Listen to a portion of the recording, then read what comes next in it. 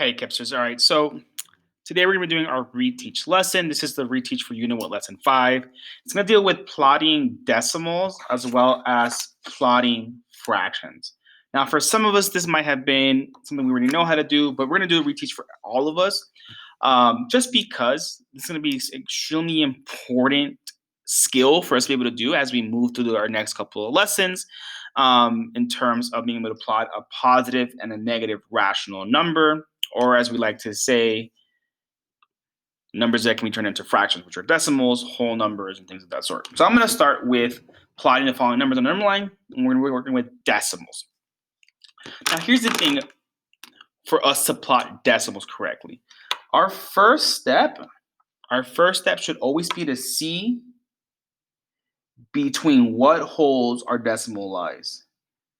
Between what holes our decimal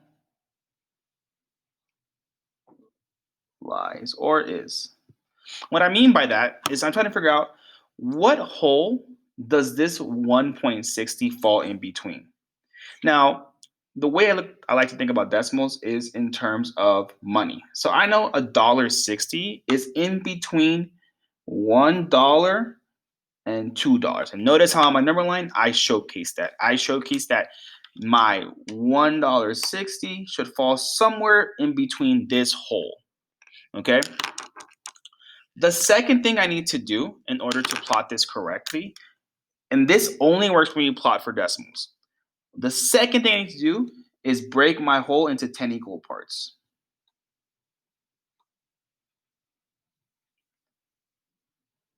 Into 10 equal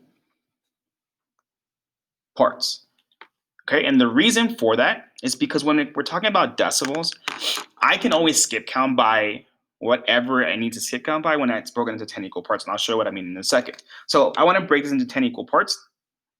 In order to do this, I want to draw 9 lines. And the reason why it's 9 lines is we always include the hole here as the 10th line. So I want to draw 9 lines. It's not going to be equal because I'm trying my best to draw this virtually. 1, 2, 3, 4, 5, 6, 7, 8, 9. And once again, the last one is always 10. So I always make sure that the hole at the end is my 10th line. 1, 2, 3, 4, 5, 6, 7, 8, 9, 10. Perfect. Now I want to make sure I'm plotting $1.60. So I know that it's more than $1. I want to plot 60 cents. So I'm just going to skip count by 10 to get to 60. So 10, 20, 30, 40, 50, 60. Bang, there's my $1.60. Now, the same applies, the same rules apply.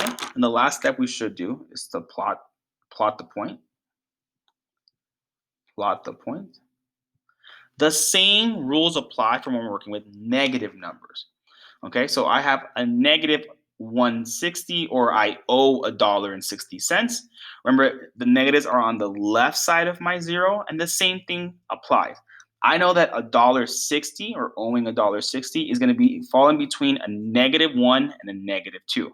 So just like we always do this, we start at 0, worked our way to the left. Here's my -1. Here's my -2. $1.60 falls in between this hole right here. That's where I want to plot it. And same thing, I'm going to take my second step where I'm going to break my hole into 10 equal parts. Once again, I'm going to count 9 because I'm always going to include my last hole as the 10th line. So 1, 2, 3, 4, 5, 6, 7, 8, 9. There's my 9. I owe $1.60, or it's a negative $1.60, so it should be to the left of $1. So of owing $1, I'm going to owe more than $1. So I need to go this way, and I'm going to count 60 cents. So here's my dollar, or I owe $1. Count 60 cents. 10, 20, 30, 40, 50, 60 cents. There is my -160. Notice how they're in the same spot between the same holes, between 1 and 2, between -1 and 2. They're just on opposite sides of the 0.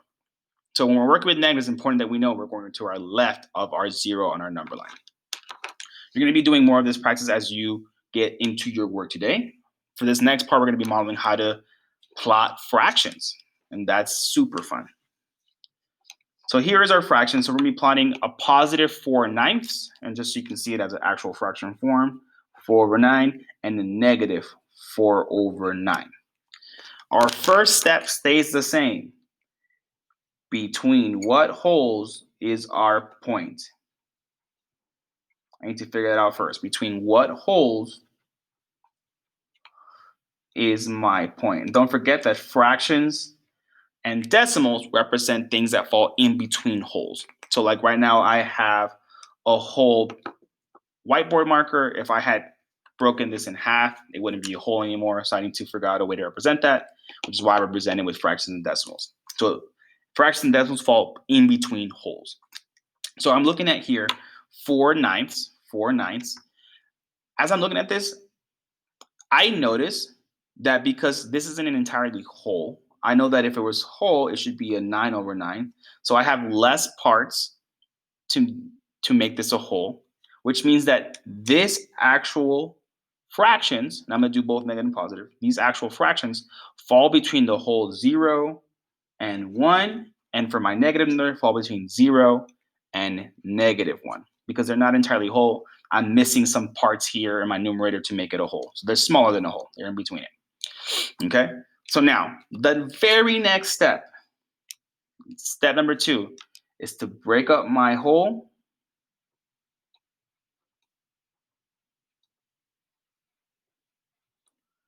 by the denominator. And if you don't know which is your denominator, I'm going to go ahead and label that for you. So we're going to look at this fraction 4/9. The number on top is my numerator.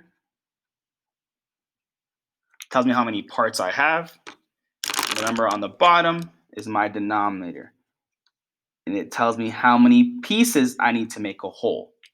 In this example, I need 9 pieces for one whole, which means that each of my holes between 0 and 1 and between 0 and -1 need to be broken up into 9 equal pieces.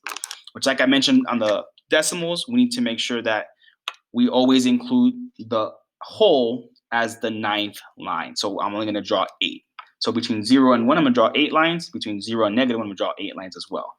So 1, 2, 3, 4, 5, 6, 7, 8. There's my 8 lines for 1. For -1, 1, 2, 3, 4, 5, 6, 7, 8. There is for -1 as well. Now I want to go ahead and plot my two fractions.